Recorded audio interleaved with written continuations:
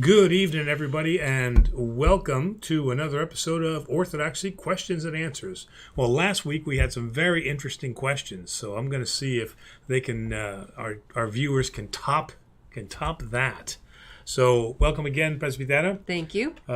We've got a couple of great events coming up at the church.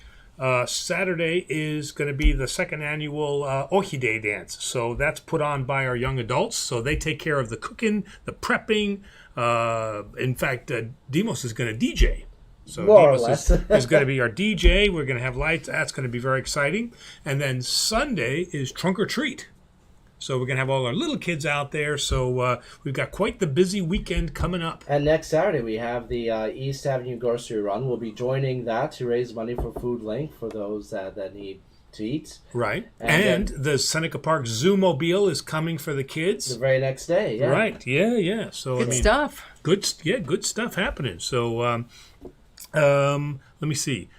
I wanted to start off because I got another good book. I got another great book here, The Holy Fire, which you would think is what? The fire in Jerusalem. The fire in Jerusalem. On Pascha. You would think it's about that, but it is not about that. So I was a little surprised, but I really enjoyed this book. This is printed by St. Vladimir's Press, so, it's got the stamp of Orthodoxy on it, right? He's already banging on the table. All right. And authored by Robert Payne.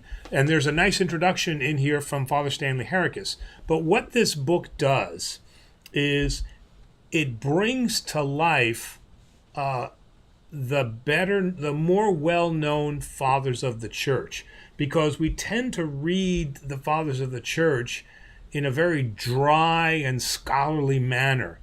And so, you read Chrysostom's sermons, and you read St. Gregory of Palamas, and you read I can never pronounce it's Dionysius the Agrippite. Agrippite. Somebody's going to correct me on that.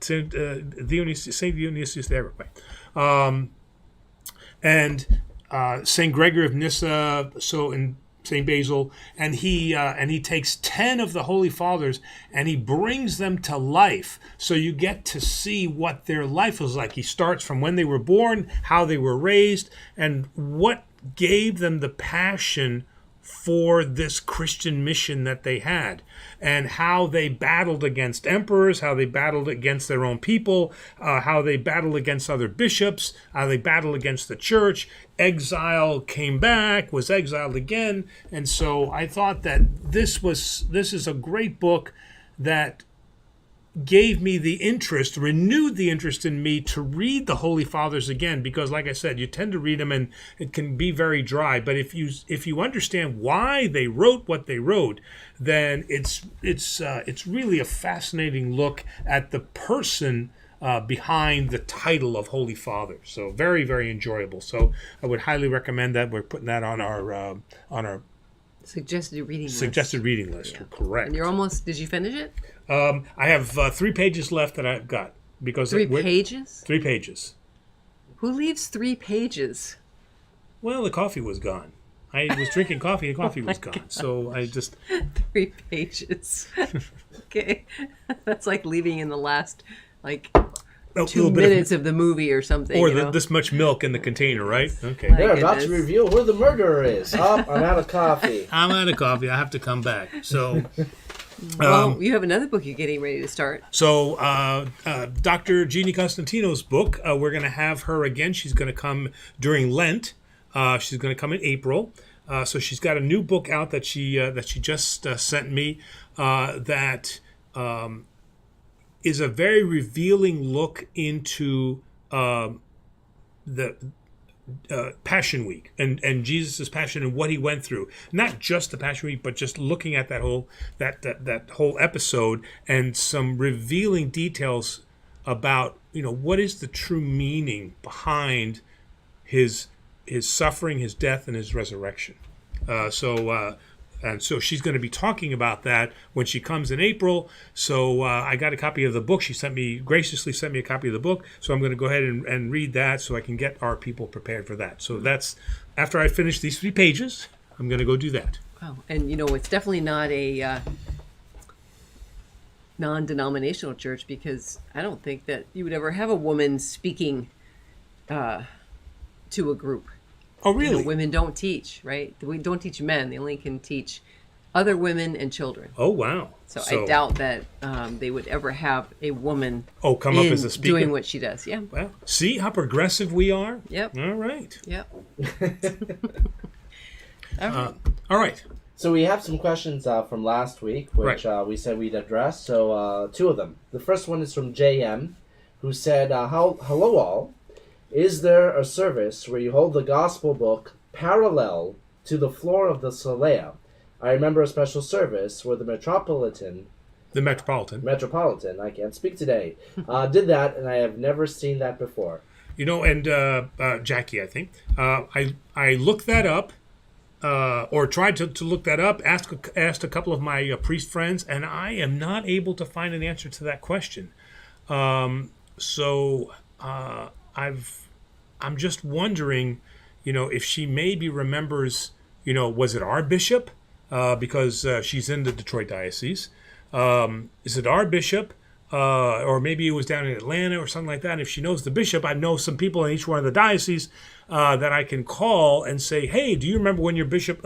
So I was not able, unfortunately, yet to find anything about it. So, Jackie, if you know any more details on that, like what diocese you were in when you saw that, I think I might be able to better track it down.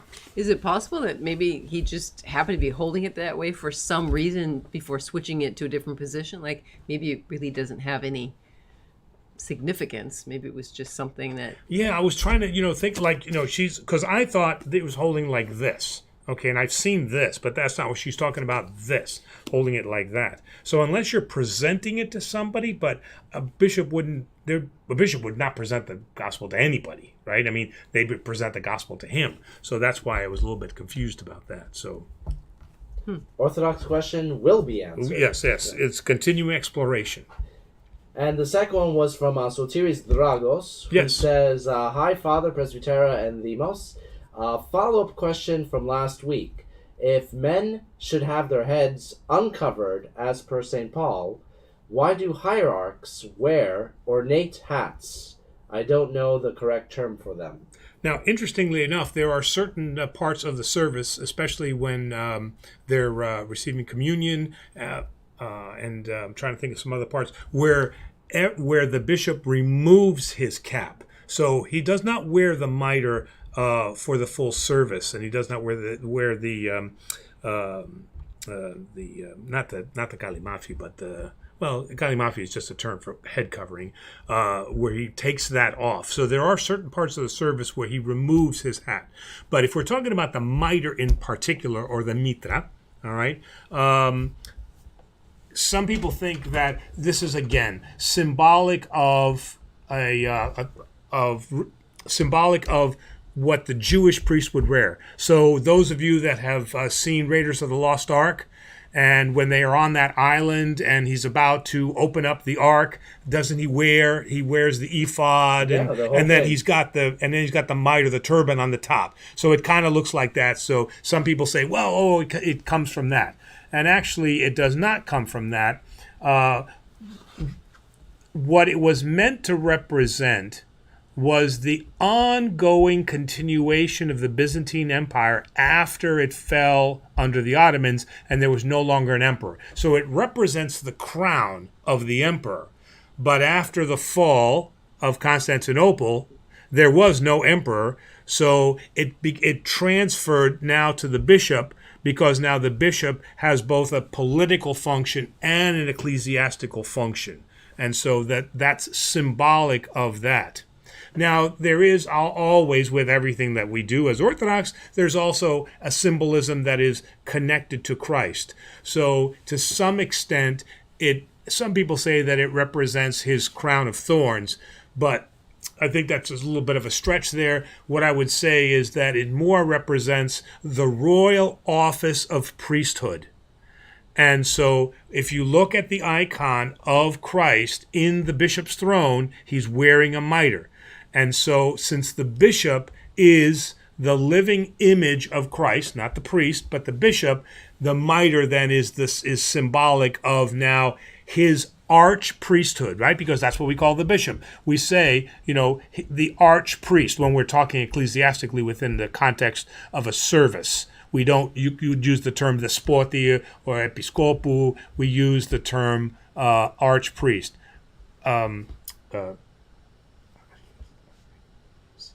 Archies.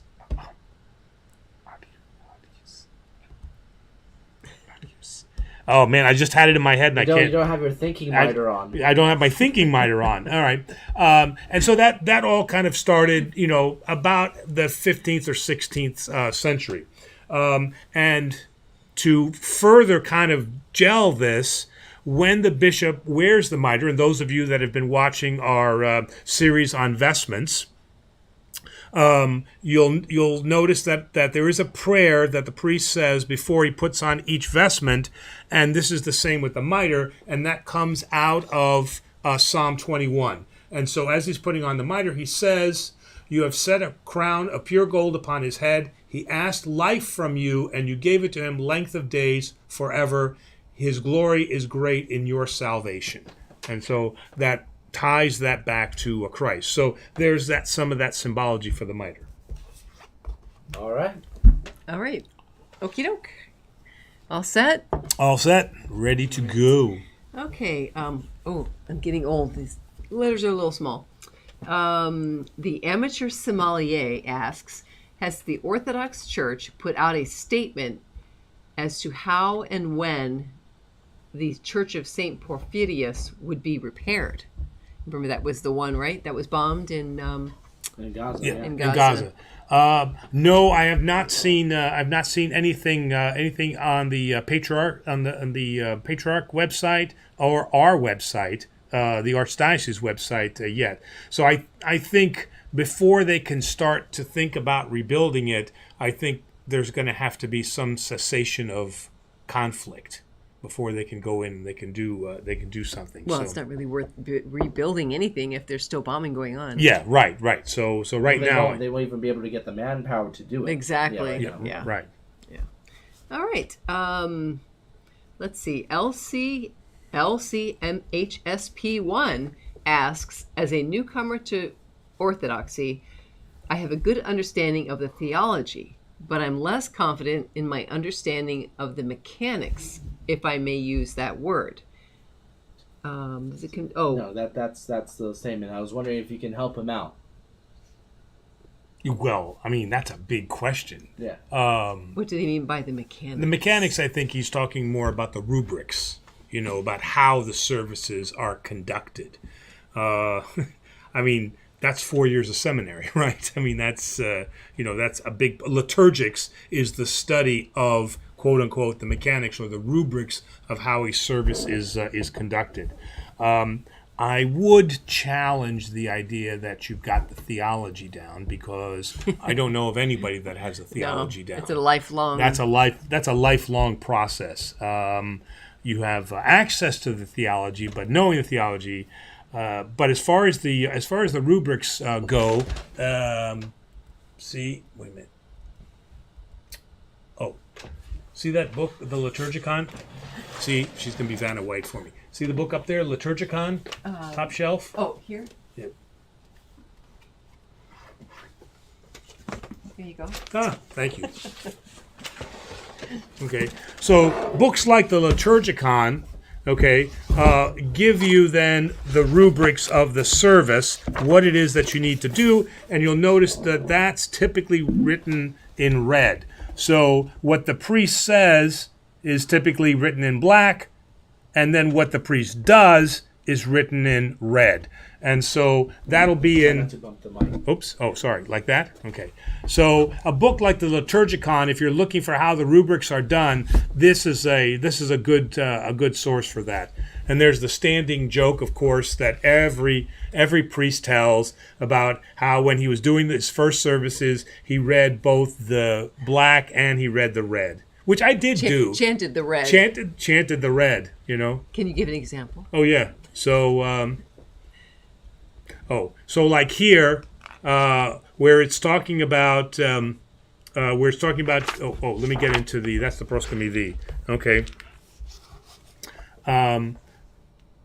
So like here where it says, and when I lift up the Chalice? no, not the chalice, but the body. I lift up the soma, right? And then I say, the holy things, the holy gifts are for the holy. So I would have said, the holy things are for the holy.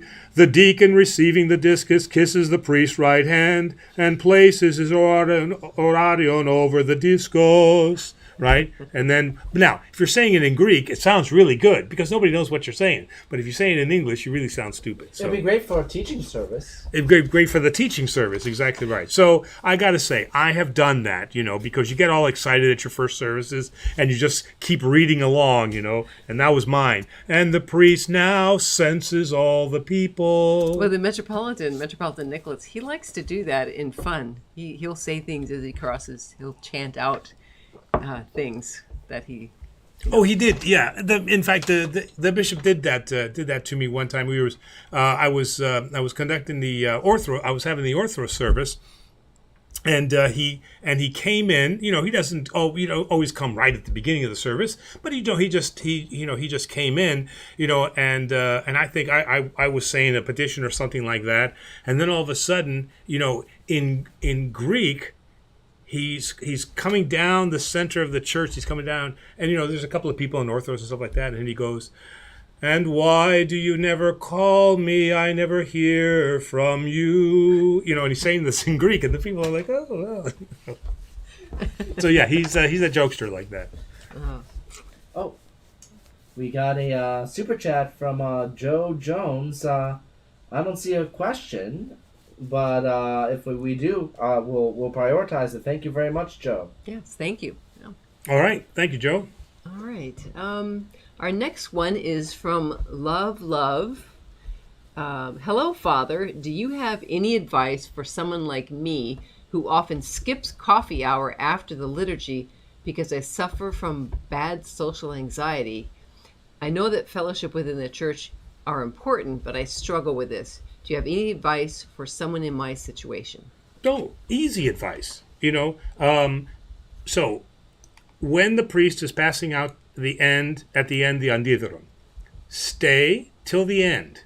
When he finishes with the last person giving the anditheron, come up to the priest and say, "Father, I have social anxiety. I really want to be part of coffee hour, but I'm a little bit nervous. So is there somebody that you can introduce me to that I can sit with?" That's the easiest way to do it, And the best time to catch the priest is just sit in the front and wait until everybody passes with the anditheron and just go up to him right then before he's got a chance to do something else. And trust me, he will take you into coffee hour, and he knows who he can sit you with, who will kind of help ease you through that. Mm-hmm. If you're new to Orthodoxy, maybe not the very, very, very front. Because everybody will follow you standing up and standing down. Oh no, I meant at the end of the service. Okay. I just wanted to clarify. Yeah, right. Yeah, at the end of the service, come to the front, right? Yes. All right. Yeah. From Brandon Rich. So sad that church is only one male that is the priest. Hopefully some men join to chant and read so these women can go back to not speaking and covering their head as canon says. Well, okay, I agree. I've been up there chanting. Yes. I guess I need to go sit down and be quiet.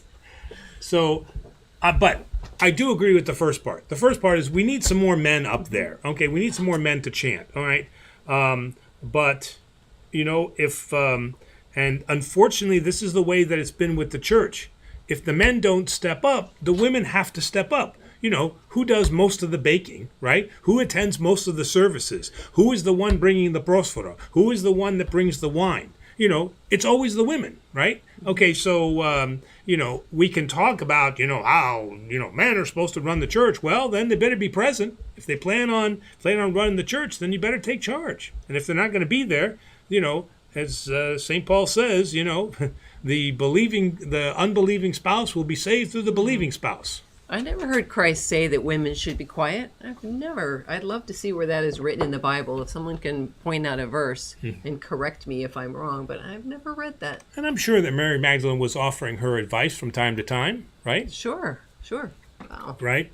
Telling Peter to be quiet. Come on, Peter. He appeared to the women first after the tomb. That's right. And who was with him at the cross, right? The Gospels say that the men abandoned him. And it was the women who stood beside, not far off, like the wailing women. They were right there. It says in the Gospel that they were right there. I guess they had their mouths shut. So we have a couple of people that have, said hello. Damian Kuzmik and Teresa C. say, God bless you and evening, everyone. So I don't recognize those names. So, well, good evening, everyty. And Teresa is yes, is Teresa. right, yeah. You're right. And happy Ayos Demetrius for all our Dimitri and our Dimitra who are out there. Oh yes, Chronia Pala. Chronia Pala. Yes. We have a question from Nicholas, who asks, "How far is Rochester from New York City?" I'll let you answer that. 5.5 hours? Yeah, about 6. 6 hours? Depends on who's You've driven driving. there. You've driven there. Depends. It depends who's driving. You're right. Yeah, about 6 hours, right? Something like Yeah. that. Yeah, we're closer to Buffalo than we are. Much We're closer. closer to Buffalo, but we're closer to Boston, we're closer to Cleveland, we're closer to Toronto, we're closer to Philadelphia, we're closer to every other major northeastern city other than New York City. And we're actually closer to Michigan than we are to New York City. Yeah, isn't that nuts? Yeah. Really? Oh, Michigan. No, Yeah. okay. Mm-hmm. Yeah. All right. So if you're asking because you want to come visit, well, we hope to see you. Because everybody thinks New York, that means you're right next to the city, but New York is a big state. New York is, it's bigger than you think. Yeah, definitely. All right. Oh, and Delfino says, "Good evening, everyone." Good evening. Good evening. I just thought of Dracula. All right. Good evening. Oh, it is the season. Right? Yes.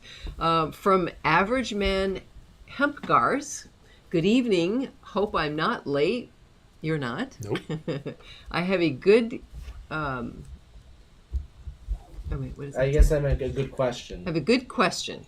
Can we wear jewelry of saints like they imagine? Ooh. I'm not sure. I'm not sure what that means. Do you have an?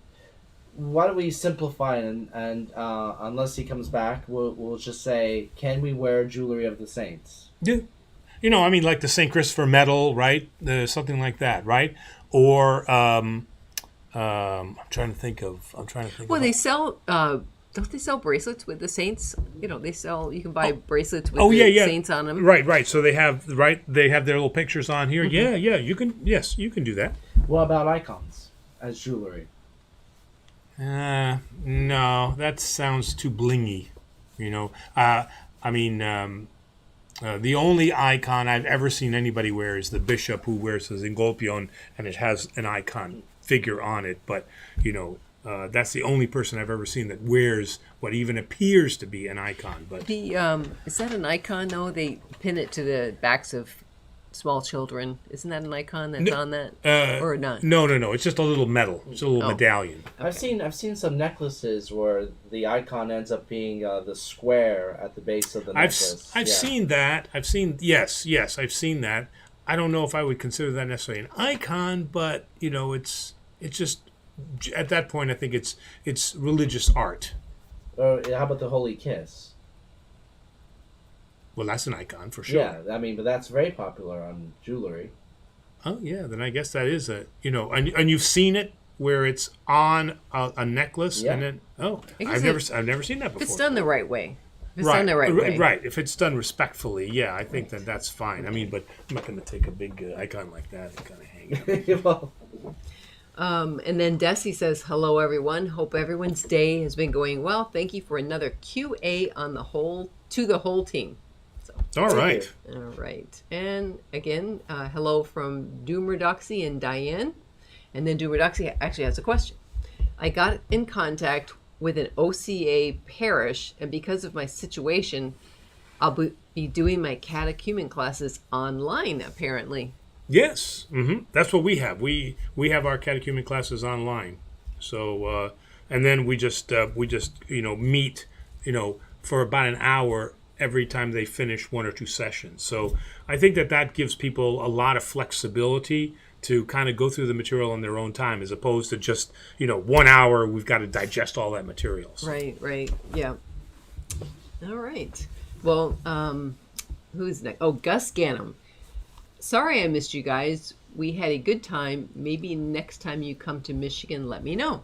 We'll have to set something up. This was these 2 weeks have been, as Father just stated, with all the events that have been a little crazy for us.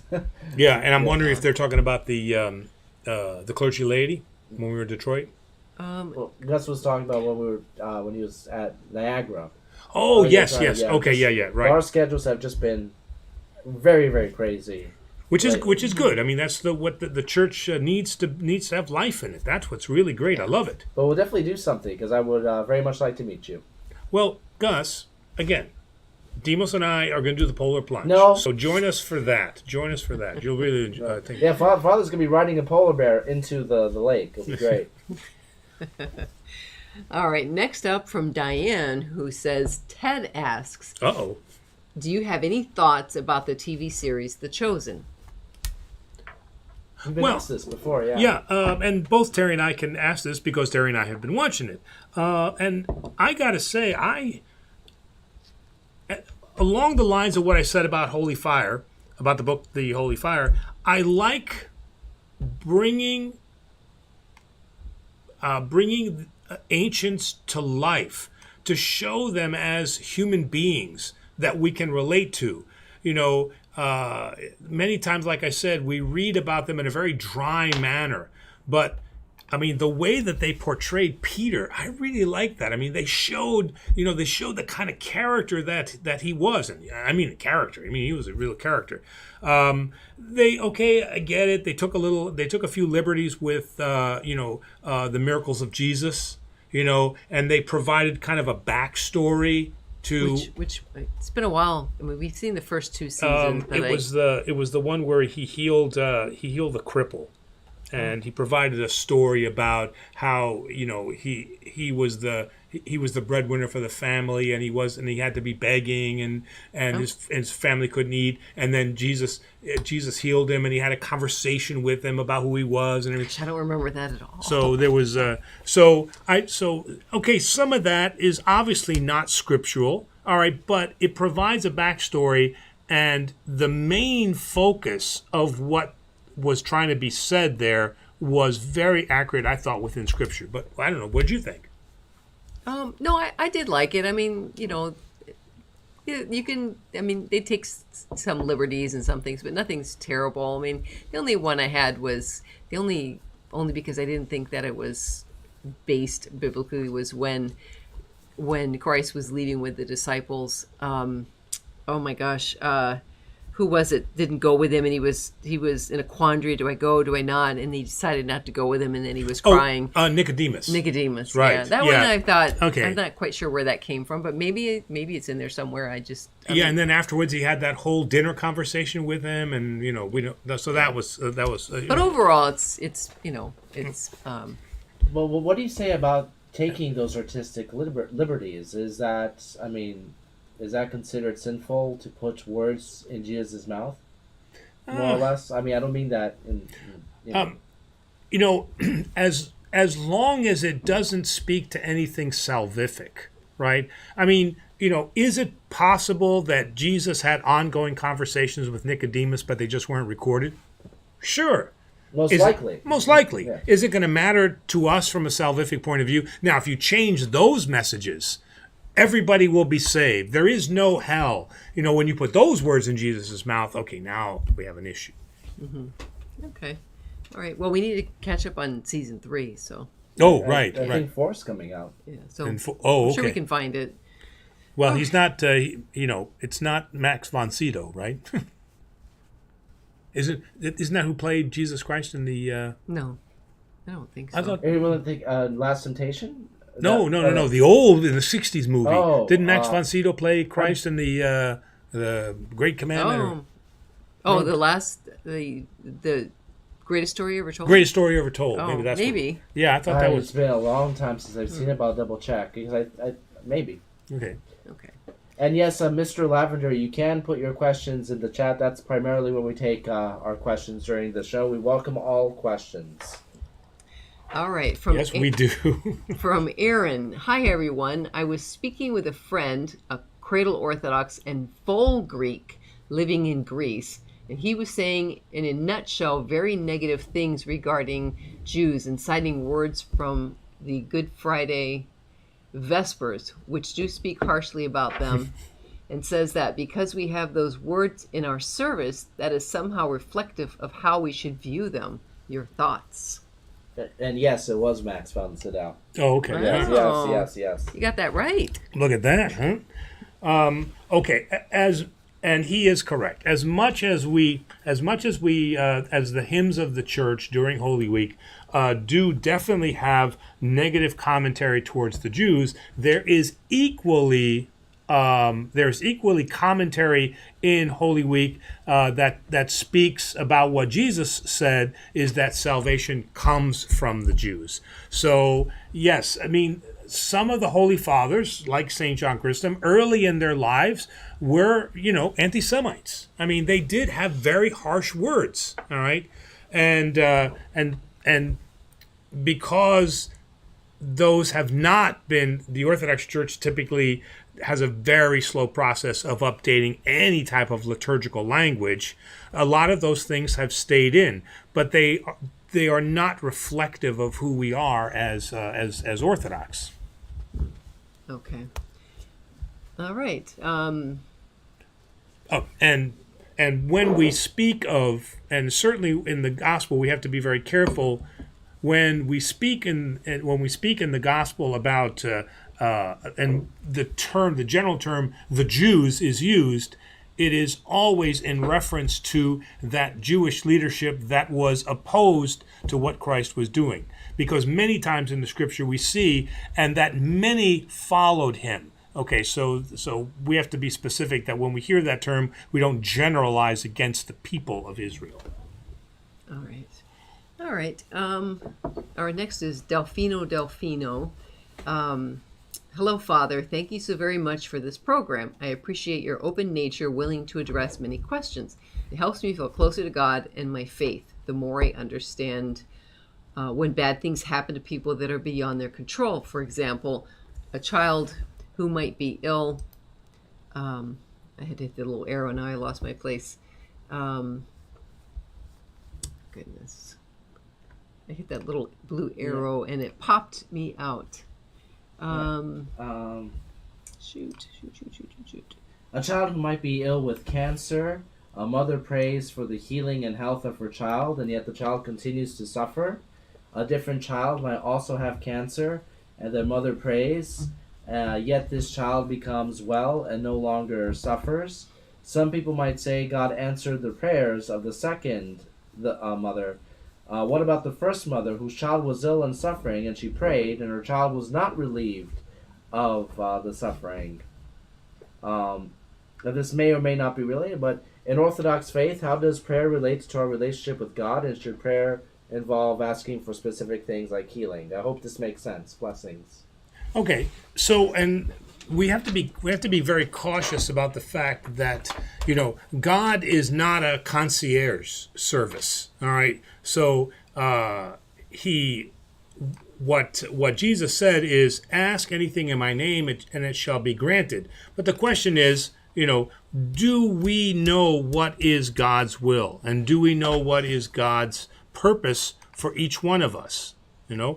We do live in a world that contains death, and with death comes disease and suffering. And Jesus has promised us that we will suffer, all right, until the time when all is reclaimed again.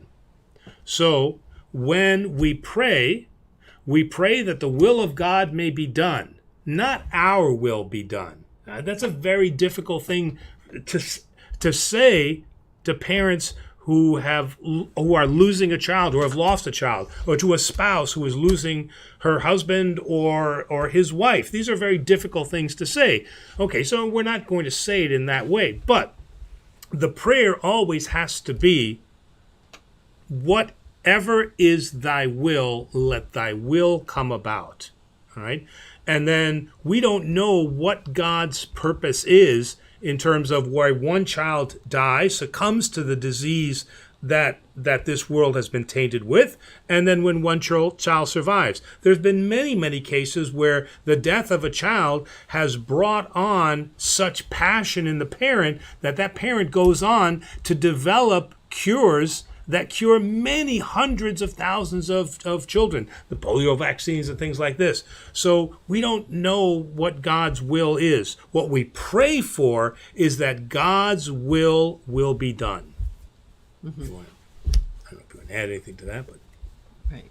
Well, His will's going to be done regardless, but yes, but he can be through Abraham's. Through Abraham's prayers to God about Sodom and Gomorrah, we do feel that through prayer we can influence His mercy. All right? But the question is, what is that mercy going to look like? Mm-hmm. And it's not always salvation. I mean, literally salvation of the person in the world, bodily. I just want to make sure you address the second part of this question. In Orthodox faith, how does prayer relate to our relationship with God? And should prayer involve asking for specific things like healing? Yes, prayer can involve specific things, but our relationship to God is that we pray that His will be done. I mean, that's what this says in the Lord's Prayer. You know, our Father who art in heaven, hallowed be thy name. Thy kingdom come, thy will be done. I have to go through it right, or else I can't do it. Okay, so our prayer can't be the prayer of a hand servant. God, this is what I need. This is why the Orthodox Church rejects prayers of what are those prayers? Do this for me, and then I'll. Bargaining. Okay, so the Orthodox Church does not support prayers of bargaining. Just do this for me this one time, and then I'll go to church forever. I mean, how many priests have heard this a gazillion times? You know, Father, this has changed my life. From now on, I'm coming to church. And I see him once, twice, and then sometimes they do come, but other times they don't. So we don't support bargaining, all right? But what we do support is humility before God. And that means that our relationship is one where we look to see what His will is. Okay. Our next question is from Doomer-Doxy. What is your opinion on the, I don't know this one, Eden ovary? I don't know what that is. Do you? Right here. Eden ovary. Yeah, I don't recognize that word. I just did a very quick search. Oh, yeah, okay. It's an arrangement between certain Russian Old Believer communities and the official Russian Orthodox Church, whereby such communities are treated as part of the normative church system while maintaining their own rights. They are often designated Old Ritualists. Well, Old Ritualists. I don't know. So Old Calendar? Is there a This is a very, very specific Russian Orthodox question. Yeah, so that's a Russian term then, it sounds like? Yeah, so I would probably recommend that we research it a little bit more. Yeah, because I'm not familiar with that. But it's a very good question, Doomer-Doxy. I always enjoy getting the unique ones. But real quick, Costa says, in Greek, he says, hi, Archerias? Oh, I think I did see that. Archieres. Okay, that's archpriest. Thank you. We were talking about archpriest earlier. Yeah, right. And thank you. Yes. And earlier, Adithia, hopefully I'm pronouncing that correctly, mentions that the mitre hierarch wear the mitre that hierarch wear at the liturgy is from Jewish use that Aaron wore as the high priest. Again, there's this idea that to connect vestments to Judaism, and I don't think that that's necessarily a proper connection. They did have their own vestments, but there's not this one-to-one match. Yes, there was a turban that they wore, and yes, in Greek, mitra could be a turban, but that's not the symbology that we connected with. We do not have a Hebrew we do not have a Hebrew priesthood, a Levitical priesthood. That's not who our priesthood is. Okay, because our priesthood is Christ is the royal priest. That is not what the priesthood is for the Jews. So it's not right to make that connection. I mean, there's some similarities, but these are two different priesthoods. I will say, earlier you brought up Raiders of the Lost Ark, when Belloc puts on the Jewish vestments at the end of the Right. film, and that just got me thinking. He wasn't a rabbi, so what would the equivalent be if somebody decided to just wear the Orthodox vestments and do a ritual? Would that, how great a sin would that be considered? Well, that's the whole fallacy of. I get it. I love Raiders of the Lost Ark. It's great. Okay, putting on vestments doesn't make you a priest. Okay, so the idea was that if he wears these vestments, God's got to answer him because he's dressed like a Levite priest. Come on, that's just dumb. All right, so it's the same way. You can put on all the vestments, Orthodox vestments you want, and you can dance around, but then, I don't know, you're a transgender Orthodox? I don't know, What? Wait, how did you get to transgender? What does that mean? There goes our monetization. Oh my goodness. No, if you think, like I'm saying, let's say that a non-denominational person, right, pastor wants to wear Orthodox, right? He's trans-Orthodox. Okay. Yeah, that's what I mean. Okay. Yeah, that makes it better. Yeah.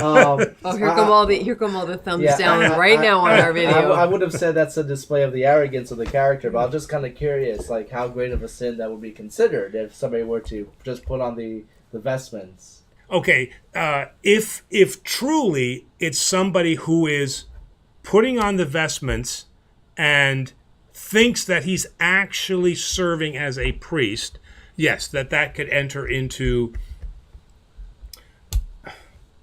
Well, I'm trying to. None of his actions would be sacramental, so I'm struggling with, sin. He's putting on this clothing and acting like he's the priest.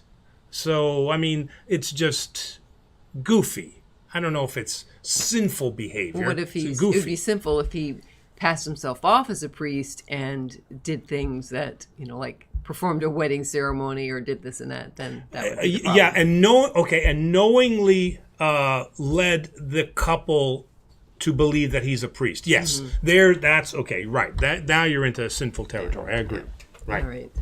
All right. Marcia Magic says, it's been forever. It has been. We've missed you, Marcia. We've noticed you've been gone, and it's good that you're back. Actually, we some people are responding that you're getting thumbs up. So. Oh, I said you're getting thumbs down, but Well, that's not what I meant. I meant trans-Orthodox. No, stick with the thumbs up. Okay, stick with the thumbs up. Yeah. Okay. No, don't argue.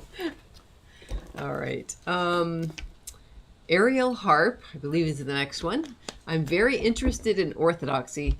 But in regards to communion, I see it is all given from one spoon.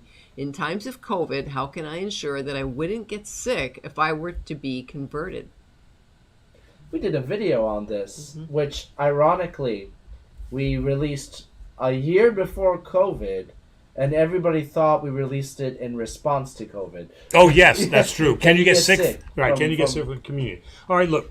Okay, it's one of our first videos. If we look it up. The answer is, and really, America, I believe, is the only country where the Orthodox had a response of change. As far as I know, no, wait a minute. Didn't Demos, weren't you telling me that something happened in Germany that they were not allowed to distribute communion during COVID? Oh, somewhere. I don't know if that was substantiated or not. There was definitely somewhere where it wasn't allowed, but it's 3 years ago now. Can you believe that?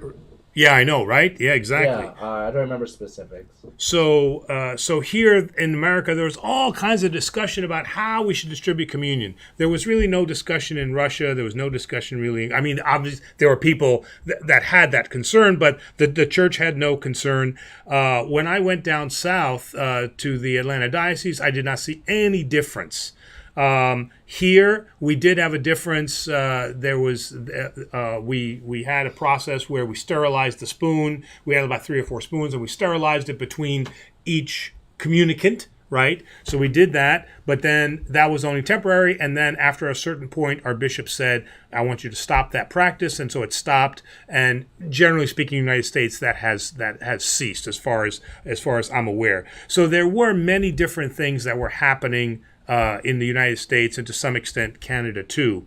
But when I went, because all this was happening when I went down to see my dad when he was passing away in Florida, and so I was able to attend my home church, St. Nicholas, down there, and I mean, there was no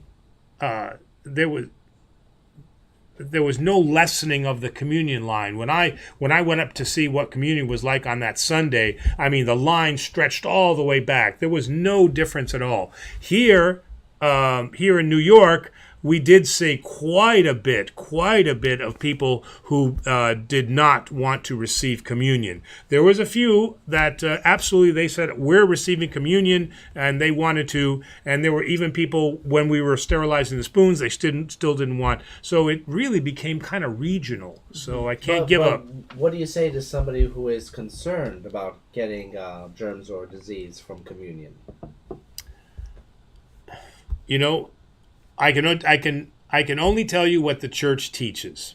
All right. Number one, that the vessels that are used, not the vessels, right? We're pulling a Chekhov? Chekhov. Okay. So the cup, the spoon, any instruments that are used in the preparation of communion and the distribution of communion are all gold lined. And they are taken well care of. They are well maintained by the priest. So all of that is well maintained and well taken care of. And there's documented evidence of the antimicrobial properties of gold. Number two, the use of hot water. And hot water and the alcohol content kills the vast majority of germs. All right. And number three, which is really the most important, is that it is the body and blood of our Lord and Savior. And with that comes the fact that myself and every other Orthodox priest throughout history has finished the communion wine after the service was finished. These priests did it during the Spanish flu, they did it during the period of AIDS, and they did it during COVID. And I am not aware of a single incident where a priest has died from any one of those diseases. So, you know, the priest himself is that symbol of faith that you can look to say, you know, yes, it is the body and blood of Christ, and nothing that touches that spoon no, not the spoon. Nothing that I take that is the body and blood of Christ can harm me. And I think that I'm living proof of that, along with every other priest. Mm-hmm. So those are really the only arguments that I can offer to you. And it got quite heated. I mean, there were those that said, all of you people afraid to take communion have no faith. Oh, yeah. Okay, and our Archbishop clearly divorced himself of that. That is an incorrect statement for anybody to say that my faith is determined by my ability to receive Holy Communion during during times like this. It is indicative of a level of faith, but it does not say you don't have faith. Right. Okay. All right. Real quick, we have a good morning. For a good morning. Wow. From Sydney, Australia. All right. Says, from Maria, who says, thank you for your program. God bless you always. Okay. All right. Delfino asks, in the Orthodox faith, how does prayer relate to our relationship with God? And should prayer involve asking for specific things like healing? Did we read this? Did I just repeat that question? I hope this makes sense. Oh yeah, and I think we did have that because the question was about healing, about a child, right? All right. We did answer that one. I thought I heard that. Okay. Let's see. The next one is that's the one from Sydney, Australia. From Mr. Lavender, what is required from someone to take Eucharist in your church? The simplest answer to that is the words of St. John Chrysostom. When I come out with the chalice, I say, with the fear of God, faith, and love, draw near. All right? So if we break that down, the first part is fear. So I must realize that what I am receiving is truly the fire of God. And what I mean by that is, as St. Paul says, right, it is to your condemnation to those who drink unworthily. So it is like burning fire to those who drink unworthily, but it is warmth and enlightenment to those who receive it properly. So the first thing is to recognize that this is not a halftime snack. This is not just a pause. You are coming with fear first, and not a childish fear, but a fear that you realize that He is the only person that can save you here and that can grant you eternal life. Second, with faith. That means that I confess the Orthodox faith, and so I have properly prepared myself in terms of prayer, fasting, and that I have reconciled with anybody that I have an issue with. All right? This is why St. John Chrysostom puts the Lord's Prayer just before we receive communion. So those three things, that I have faith in the Orthodox faith, and I have done those things. And then it says, and the last thing I say is then with love draw near.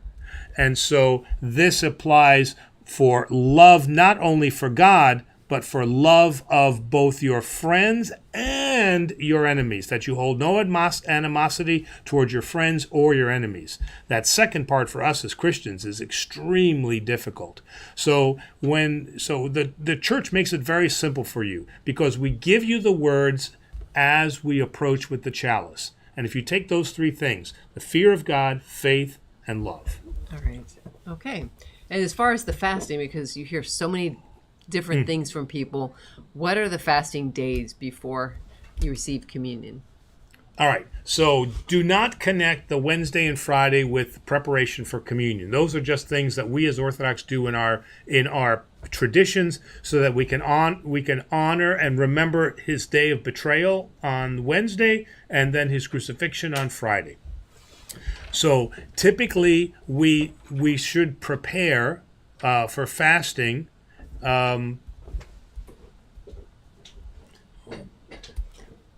If we're going to receive, because this is tough, because it says that we should not fast on the Sabbath, right? Mm-hmm. Okay, so on Friday typically is not Saturday is typically not a fast day.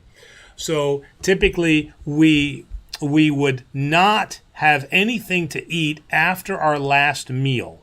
All right. So that Sabbath, we would have nothing to eat, and then all the way up until we receive communion the next morning. That would be the minimum that we should be doing, all right? And then I would say, if we wanted to, then what we could do is we could fast that Thursday and Friday, and then not fast on Saturday, and then at sundown when we have our last meal, and then not eat anything after that meal until the next day. Now, what if I'm taking medication that says must be taken with food, and we don't typically communion begins at 11? That's a long time in the day. I have to take my medication first thing in the morning. Yeah, and the bishop's guidance is very, very clear on that. If you are prescribed to take medication with food or with drink or whatever, you will do that. Okay, it is a sin for you to disobey the bishop. And so in that sense, if you have medication and you need to take it at 9 o'clock in the morning, then you take it at 9 o'clock in the morning. Nobody is coming up to the communion line taking their medication, all right? So that certainly is an exception to the rule of fasting, and it does not fall in the realm of fasting. Right. You just eat a small bit. You don't say, well, now that I can eat, I can have bacon and eggs and whatever. Just enough to, right. Right. Good point. Okay. All right. Nicholas asks, why do some Orthodox churches in the U.S. have choirs and others don't? There are some churches that are strict adherents to the Byzantine tradition of chanting. Okay? And that's a wonderful thing. St. Nectarius in, North Carolina, right? The Father Seraphim, okay? Right. That is a non-choir, totally Byzantine style church, okay? Unfortunately, those are rare. Number one, because of the same issue that I face here, is that you have to have somebody who is trained in Byzantine chant, who can not only chant the Byzantine hymnology, but can also teach it, all right? And most priests, including myself, are in no way prepared to teach Orthodox, not hymnology, but chant, actual chant. And chant is not choir. So what happens is that once the older people who knew how to chant die off or retire, and they haven't properly prepared somebody else, then there has to be something to replace that. And here in America, the tradition is choir. And there's just so many more people that have served in a choir or sung in the shower or done something. All right. So it's much easier to join and to get recruits for a choir than it is for Byzantine chant, because Byzantine chant is difficult. It's not always easy, but okay. Anyway. Yeah, it's not easier. Okay. Yeah. So a lot of it comes from the fact of just out of decay. And I hate to say it that way, but it's just the elderly people who were the chanters, weren't able to prepare somebody, didn't prepare somebody, and so choirs took over. Right, and people enjoy the choir; they really do. They do. Mm-hmm. All right, Donis, ask, what is the Orthodox view on Halloween? Should kids go trick or treating? Oh, yeah. I enjoyed that. You went trick or treating, didn't you? Yeah, long ago. Yeah, many years ago. Did you go trick or treating? Yeah. You did? Okay. Yeah, we all went trick or treating, and we did it not because we believed that we were the costume that we were wearing. We did it because we wanted candy, and we were with other kids, and we were having a great time. It's just what kids did, so we didn't have any kind of problem with that. Now, so like for example, where there's some limitations is like this Sunday, trunk or treat. It's trunk or treat, right. This Sunday. So our trunk or treat. So when our church has trunk or treat, okay, I'm going to have the kids dress up. But what I told them is I said, okay, avoid any kind of devil or Satan costumes, avoid witch costumes, and avoid anything that has to do with the occult, like tarot cards and palm reading and things like that. So just avoid those costumes. But there's a ton of other costumes that they can wear. Buzz Lightyear, Wonder Woman, character costumes, yeah. Right? All of those are fine. I mean, if you want to come as the bishop, I'll give you a little censor and you can come as the bishop, And we did get some pushback online because some people saw the video from that and saw some little girls and so forth dressed as witches. But let me just say, we had our trunk or treat event, and it attracted kids to our event who were not necessarily Orthodox. And at least, if I may share my opinion, that, okay, they weren't wearing a costume that we would have approved, but they were exposed to a good community and they were exposed to Orthodox values. Correct. Right. So right. that's a bigger win as far as I'm concerned. Yeah, the best I can do as priest is I can say, look, don't, I'm asking that you do not wear these types of costumes. That's all I can do. But, what the parent does or what the kid does, it's tough. And you're right, Demas, what am I going to do? I'm going to go up to the little girl and say, okay, you're out of here. You got to get, So I don't think we're... Then you'll be the true villain of Halloween. I will be the true villain of Halloween. But I think it's... I had many enjoyable memories from going trick-or-treating. It never affected my Christianity in any kind of way because, again, my parents grounded me in terms of what Halloween really was. All right, a question from Mark Fetch. Do you have a recommendation on where I could find a liturgical calendar of the dates of all the feast days for the year? It gets confusing with East and West and old versus new calendar churches. Sometimes the days seem to be in sync. Other times throughout the year, the feast days are off from one another. Well, what I can do is give me your address, and I will send you our calendar. And our calendar has all the saint days listed on it. All the feast days, all the saint days. Where do we get those calendars from? We get Archdiocese. The Archdiocese. Yeah. Oh, or they can order direct from the Archdiocese. Or you, I guess you can call up and ask for a calendar. And if Mark Fetch sent his information for his prize, we can add that in. Yes, because there was. I thought I had the addresses of one or two, so I was able to get one package out. But there's two that I haven't been able to get out yet because either I didn't get the email or something happened. So if you wanted a prize from last week, please send your contact information to agocny@gmail.com, and Father will send those out. Yeah, and my apologies if it went to a spam or something like that. So was Mark one of the winners? Yes. So I'll just throw in a calendar when I get his address. All right, Nicholas asked if you would say a prayer for the victims of the shootings in Maine. Ooh. May God have mercy on their souls. Oh, wow. That's just... I just read about that. And he's still on the loose, right? He hasn't been captured. I don't know. Well, last I checked, yeah. That they were still asking people to stay in their homes. Wow. Yes. That's... All right.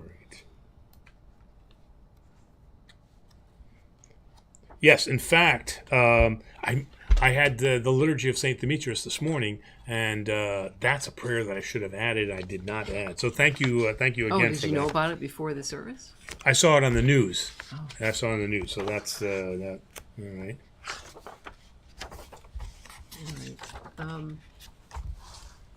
Oh, do we want to do a prayer? I thought. Oh, that's what I thought you were doing. Oh, yeah. Okay. All right. All right. Glory. Okay. Blessed is our God, now and forever, and to the ages of ages. Amen. O our God, who in help in time of need, who is just and merciful, inclines to the supplication of his people, look down upon us and have mercy on those who suffered and perished in the attack on Maine, and deliver them from the trouble that besets them. For we acknowledge that we deserve our suffering, but we also believe, O Lord, that all the trials of this life are disposed by you when we disobey your commandments. However, deal not with us according to our iniquities, but according to your mercies, for we are the work of your hands. We ask that you grant to those who are suffering in Maine your divine helping grace. Endow them with patience and strength to endure their tribulations and to submit to your will, for you know our misery and our suffering, and we know that you are our only hope and refuge, and we flee to you for relief and comfort, and trust that in your infinite love and compassion that you will deliver us from this turmoil, and that you will grant to us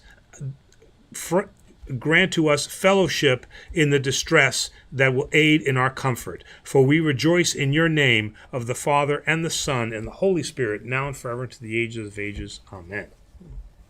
So we have a lot of questions still. So let's pick up the pace. All right. okay. Well, I'm going to skip down to one because it kind of is a nice follow-up. So we'll prioritize those who haven't been answered yet, and then we'll come back if we have time to second questions. All right. Jessica Gladstone then. On a friend's account, why is it okay for Orthodox to celebrate Halloween? And what if you're not chrismated, baptized, or in line yet with the sacraments? Isn't this big risk? Oh, wait a minute. Those are two separate questions. Oh. So why is it okay for the Orthodox to celebrate Halloween?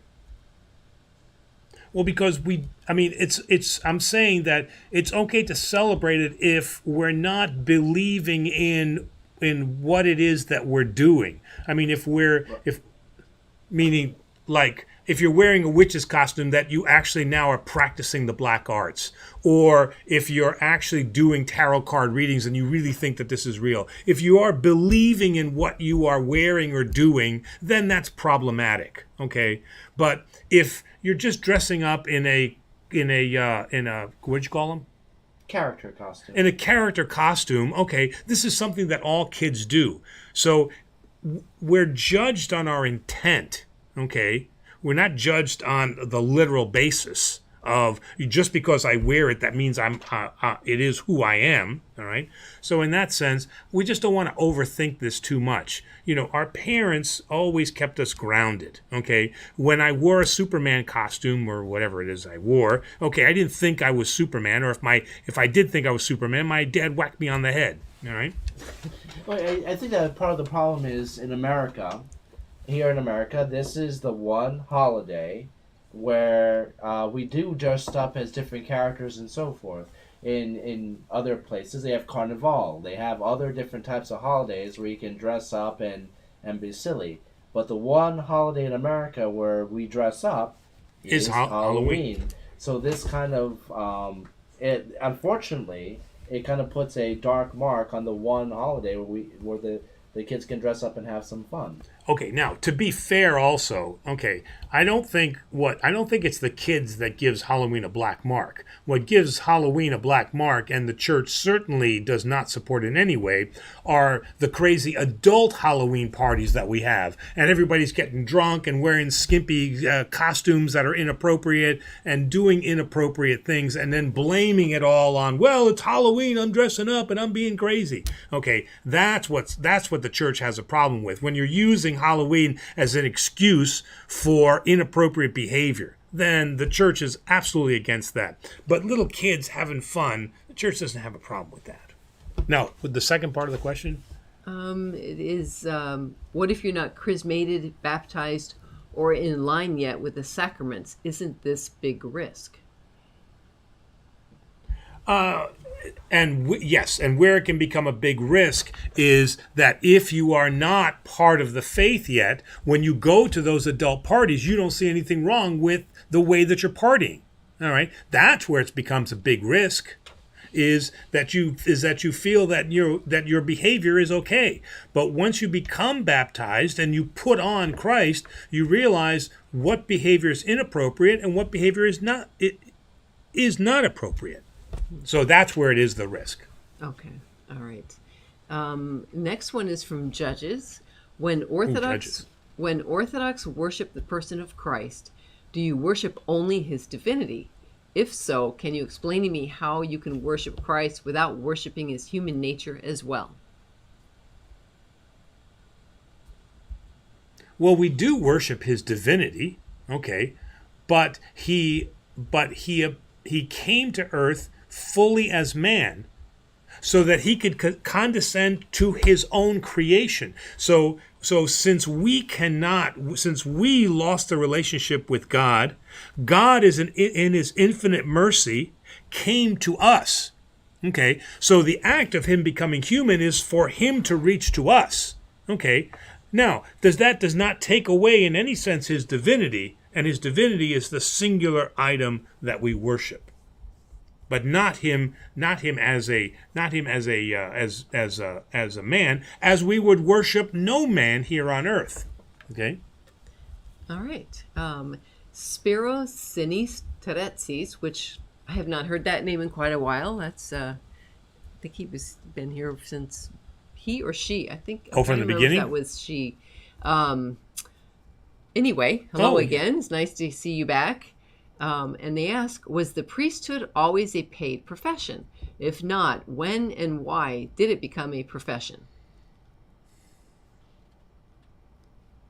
Well, I mean,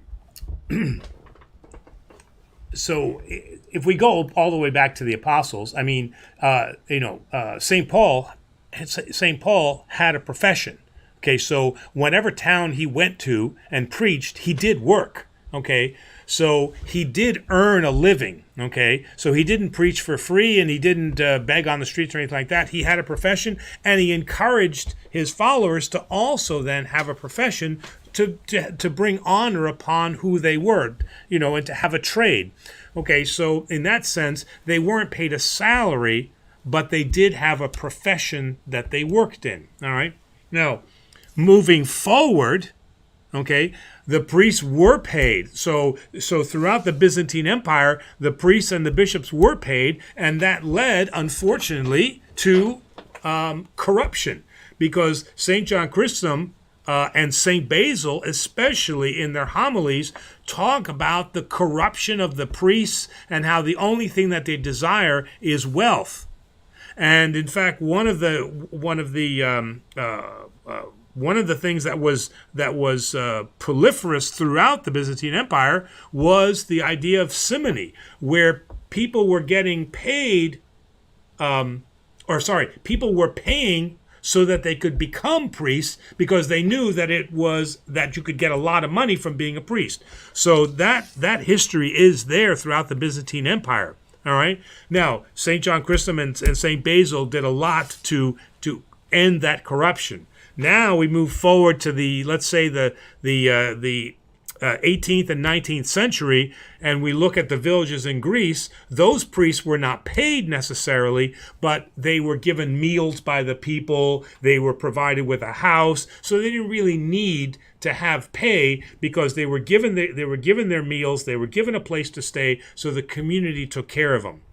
Once now you move forward all the way up until the 20th century, late 20th century, now you see it becoming an actual profession where there is a salary that is established for the priest. So the priesthood, in terms of payment, has kind of done this cycling throughout history. And that's why you're the one broadcast priest that doesn't have a Lamborghini. That does, yes. The broadcast priest that doesn't have, right. All right. I think... Oh, Joe Jones, he had the super chat from earlier. Yes. Yeah. So, Joe Jones, I was wondering why the Orthodox Church allows 3 marriages exactly. I think the late Father Thomas Hopko said it had something to do with a Byzantine emperor. Have you heard that? I have heard that there was an emperor that had wanted to get married a 4th time, and was it St. Basil or St. Chrysostom that said absolutely not? Probably Chrysostom that said absolutely not. And that was part of the whole exile thing, of his exile, because he refused a 4th time, and he didn't want to do the 3rd time, but he granted it out of economia, and so the church has maintained that. So yes, I have heard of that. All right.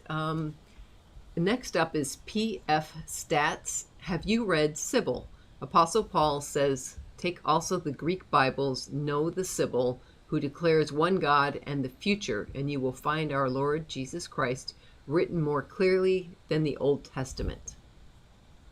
And it continues, there are ancient Greek icons of Sybil, and many saints voucher for church fathers. Clement of Alexandria quotes, and they find modern church blasphemous for not knowing these things. So have you read Sybil, Father? Mm-mm. No? Have you? No. Oh, okay. Well, that was the question. So yeah, the first So, like Sybil, like SYBIL? Yeah, I'll send you. Okay. I'll send you. So there's I've seen Sybil Shepherd. Yes. I've seen Sibilants. I've seen. So we'll get back to you on that PF Stats, because I find this particularly interesting. And then Diane commented that in the monastery in Greece, for communion, the priest only says, "With fear, draw near." How does he get away with that? I don't know. And then Maria Damianou, regarding fasting, what if you're a diabetic? Again, the church in her economia, and this is where, again, you work this out with your priest, all right? But the church always has economia, and so we can always adjust the fast that it can meet your dietary and health needs. Don't ever let fasting take control over what are your bodily needs, because then fasting is working against you, and it's supposed to be a tool that will help lead you to salvation. It is not salvation in of itself, so that means it can be changed and adjusted so that it aids your salvation. All right, and we have greetings from Brazil. Uh-huh. And Mr. Lavender asks, can I have a calendar too, please? Email us. I put in the chat, actually directly underneath your question. Email us at agocny@gmail.com. And Father? Yep. Father will get right on it. I don't think we found a question from Patty yet today. So, Patty. Where's Patty's? Yeah, right above. I got it. I got it. Father, do you ask that one go to confession before taking communion? Yes, we do. We, as the Orthodox Church, have the policy that that before you receive communion, you should go to confession. Okay, and as I mentioned, in the Russian church, in the Romanian church, in the Antiochian church, this is a well-practiced tradition.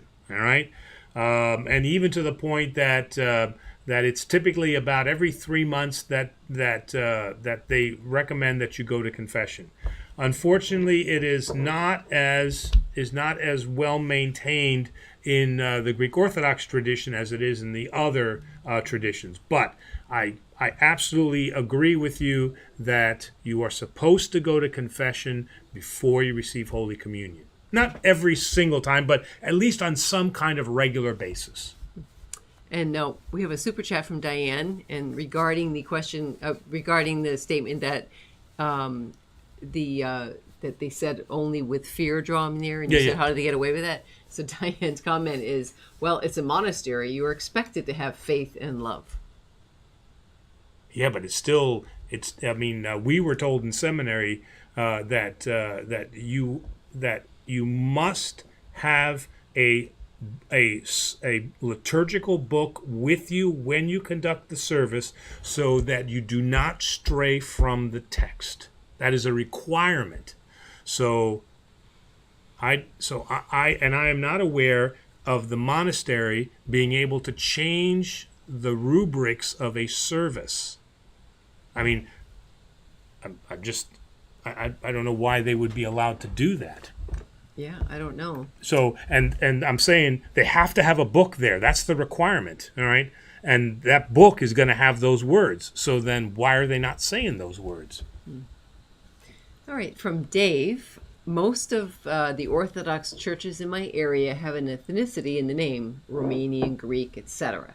I'm sure they welcome other ethnicities, but will those churches be primarily for those specific communities?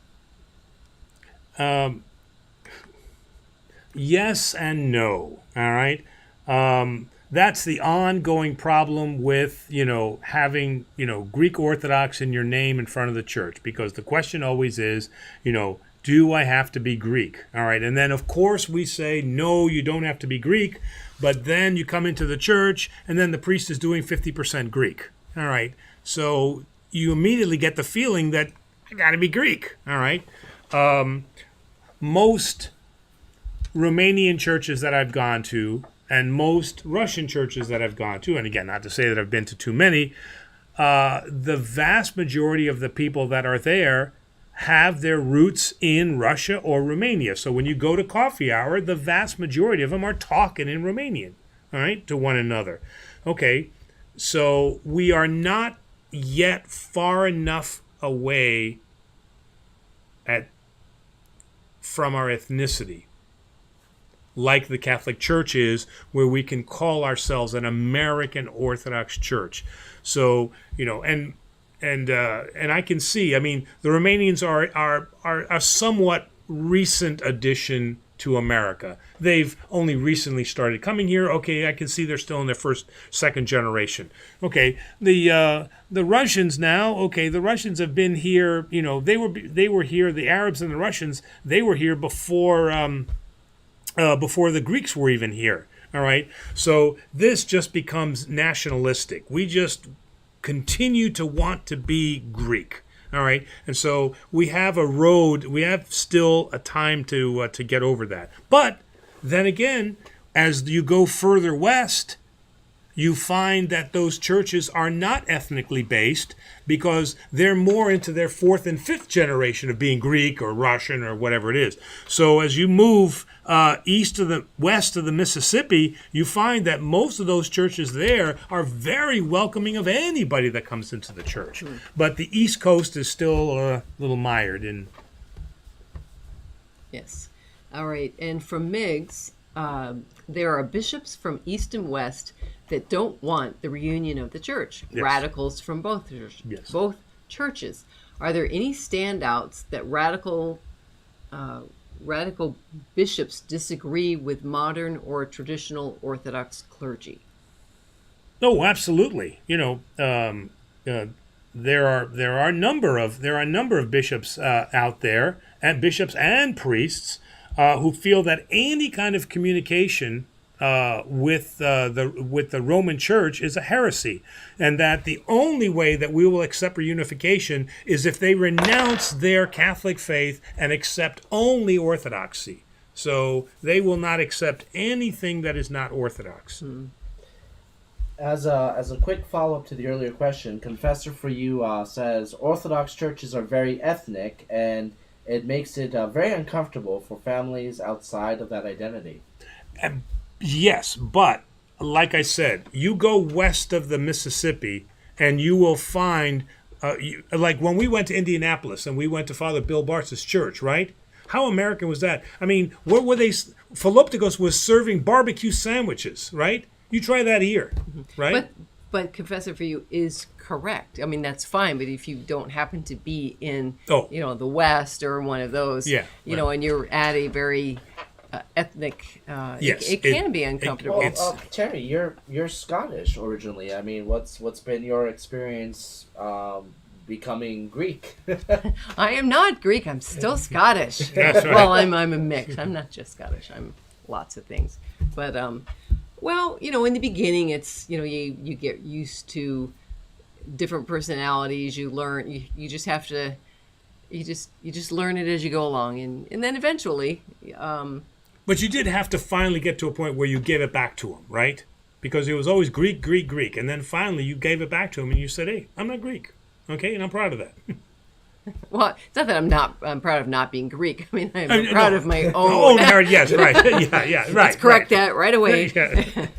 No, but you get used to it. And then in a way you do adopt, so you do find yourself doing some of the things that are, that are Greek-like, but you have to keep your own identity. It's So we have we're actually practically at the 8:30 mark. We have a handful of second questions from others. Do you guys have an extra of 10-15 minutes to get through as many as we can? Well, let's do 10 minutes. Let's not do 15 minutes. 10 minutes. So I'm going to save Presbyterian the trouble. Yes, thank you. Jumping back up to Delfino, does God answer our prayers, or is his will already determined?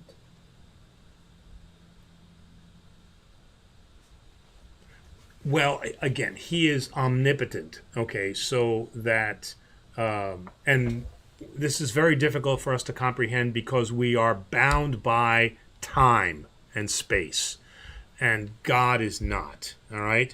So does he know the outcomes? Yes, he does. Is he influenced by our prayer? Absolutely, he is influenced by our prayer. And this is why St. Paul tells us to pray unceasingly, because God hears those prayers, and then he answers those prayers, but he will answer them according to his will. Mr. Lavender, can you be part of the church while being unsure of the literalness of heaven and hell and the possible symbolic interpretations of some of Jesus' writings? Of course you can be part of the church. I mean, it's a lifelong journey. I have many, many people who are on different paths, who are on different stages of their faith and spiritual development. I have a number of people that, they're not on board with everything that the Orthodox Church says. All right. Okay, but that doesn't exclude them from the church. It's just that they're not there yet on their spiritual journey. All right. And it's the priest's job, it's the clergy's job to help them along on that path. But certainly not believe in every single thing that the Orthodox Church says does not put you outside of the grace of the Orthodox Church. All right, Aaron F. has a statement and a second question. Aaron F. says, our church here in San Diego, hello San Diego, still chooses to do individual spoons for people receiving. So they're still doing it in California. And then the question is, as an aspiring actor, no wonder you knew about Max von Sydow and Willem Dafoe. If I ever took on a role where I played a priest and performed a quote-unquote liturgy in a scene, even though it's acting, how should I approach that, Father?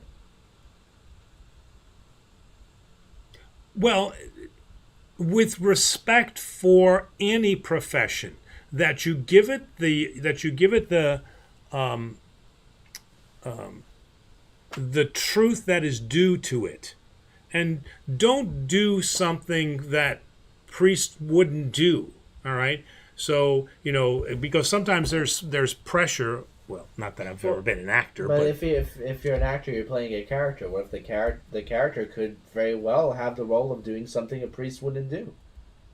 Yeah, but if that's what they're trying to portray, a priest doing something he's not supposed to be doing, then okay, you do that. But if it's supposed to like he's supposed to be acting out a wedding service, okay, then study what I'm supposed to do as a priest during a wedding service and follow that. Don't make up your own rules, okay? Then just act and be true to who that or what that priest would do. So, but would to just try to make this easier for him? Would it be heretical in any way or a sin in any way to play a priest in a film? Of course, you're playing a character, but would there be any issue with that? No, I don't think there'd be any issue with that. There's always the talk that if a priest actually does the wedding service then they're actually married. So I don't know whether that's true or not, but certainly actors act a role, and what we want them to do is just like the movie St. Nectarios. I mean, those were actors, right? I mean, he wasn't the person acting. He wasn't a priest, okay, but he was doing justice to that role so that we could feel who St. Nectarios really was. And that's also important. That's what acting brings to us. All right. PF Stats. Bible says, without effort, let me rephrase. Bible says, faith without effort is useless. When one prays and gets something or nothing is the same, odds or worse, than a secular that does not pray and act. Shouldn't we encourage more action than prayer? We should encourage them equally. All right. I'm reminded of that atheist argument about that if you take an empty milk jug and you say that the milk jug is God, and you pray to the milk jug that you get the job today, and you get the job, then the milk jug is God. And if you don't get you don't get it, then it's not God. It's the stupidest thing I've ever heard. Okay, because now they're equating there's really no point. There is no God because it doesn't matter what you do. It's all chance. Everything's gonna. So especially if you're lactose intolerant. If you're lactose, then you don't want the milk jug to be God. Exactly. All right, but prayer is not to be seen, like I said, as God acting as a concierge. You don't want to see that. Okay, the reason that I pray is that I can build my relationship with God. When prayer just becomes about things I want, then that's not prayer. That's requests, all right? So an active and a good prayer life is asking that God be part of who I am, and that I work according to what his will is, and that his will be revealed to me. And that means that prayer happens all day through. I see an icon, I pray. I leave the house, I pray. I see somebody in trouble, I pray for them. So it's a constant state of a relationship with God. But sometimes we see prayer only when we need it. And then that's not prayer. All right. Doomer Doxy, what is your opinion of the Moscow Patriarch no longer being in communion with the Greek and Alexandria Patriarchate over the recognition of the Ukrainian Orthodox Church? And again, leaving the Ukrainian and Russian war out of this whole thing, okay, that debate about whether or not Constantinople had the right to grant the Ukrainian church autocephaly as their mother church, Russia sees that differently, all right? The history states that technically we never released the Ukraine to the Russian church. We gave them authority over it, but not ownership. Okay, so there's the technicality. And what they're saying is that we have been their mother church for whatever it is, 500 years. So they are our child. So you no longer have rights. And the business and the Constantinople says, no, we never relinquished our authority as a mother church from the Ukraine. Okay, so on a technicality, I guess that we're right, but does that negate everything, all the care that Mother Russia has given to the Ukraine? Sticky one. Absolutely, yeah. So to say, oh well, then Kirill is wrong, and like I said, leaving all the Russian Ukraine out of this, all right. But to say that he's wrong, he does have he does have an argument there. And the final question, and apparently this is the theme of tonight's episode, is prayer. Also from Delfino. What is the role of prayer? As I mentioned before, the role of prayer is that it builds our relationship with God so that God's will may be revealed to us. It's the way that we communicate with God. And we just got one last one in, if I can sneak it in. We have 3 more minutes. What do you say, from Jessica Gladstone, and I saw Ariel Harp had a message that got retracted, but hello, Ariel. Jessica Gladstone, what do you say to prelest spiritualist? I hope I pronounced it correctly. Prelest? Spiritualist. Seems like this is when the word heretic comes out, and that will not create unity or repentance, like the fake priest or non-Orthodox churches. Okay, but the term that I'm looking, can I see that term? Do you see it up there? Prelest. Right there. Prelest, I believe, is how it's pronounced.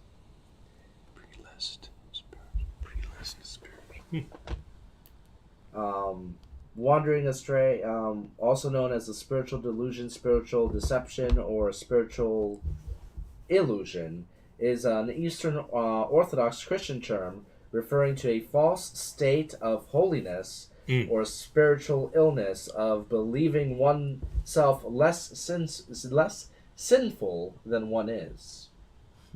Ooh, well, that's not good, right?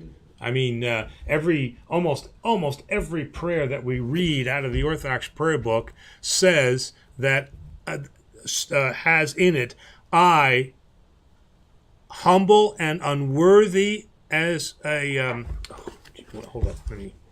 And most sinful in some ways. Your sinful and unworthy servant, and referring to me, the priest. Okay. Almost every prayer has that in there, especially the prayers of confession.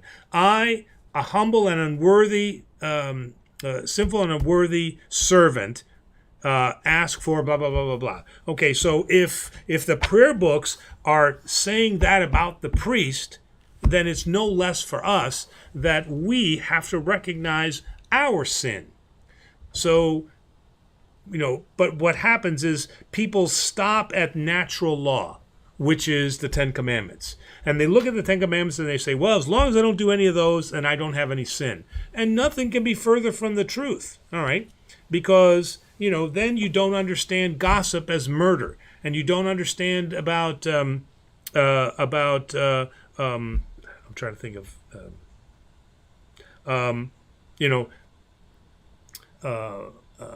not taking care of your parents as, jeez. Your mind shuts down after it. And that's right. I'm lost. But we have to, once we complete the natural law, which is that we're following the Ten Commandments, then we have to dig deeper into each one of those commandments for what do they mean at their core. And this is where the monastic life really helps us, because the monks write about that deeper dive into that natural law, or the Mosaic law. And we got a bunch of thank yous from Dave, Dumordoxy, and Delfino says, thank you, Father Maggos, Transitera, and Demos, spelled correctly. Thank you. All right. Wonderful program as always. And mine is spelled correctly, Oh, that is too. true. That is, it's very rarely very get rarely that. the one R, right? Yeah. No, most people do not spell my name right. We wish you a wonderful weekend as well, Delfino. Thank you. Well, that's it for tonight. Yeah, because I think my last answer I've just worn out there. You turn back into a pumpkin. Yeah, now. that's right. So just in time for Halloween. That's right. All right. So again, thanks everybody for joining in. You said that because of the Bills game, we weren't going to do well, but I think we did well tonight. Locally. Oh, locally. Oh, locally, Bills game. Yeah. What? In Australia, they're not watching the Bills game? We have an international program, and that's actually what I really love about the show, is that we get so many different perspectives, and that, in this little town, town of Rochester, we're able to reach out and help so many people. That's awesome. It's a good feeling. That's a humbling feeling, too. Yeah, exactly. Very humbling. Very humbling. Exactly. Now we have to see how the Bills are doing. Yes. Okay. Yeah. So looking forward to seeing you all next week, huh? All right. Good night, everyone. Good night.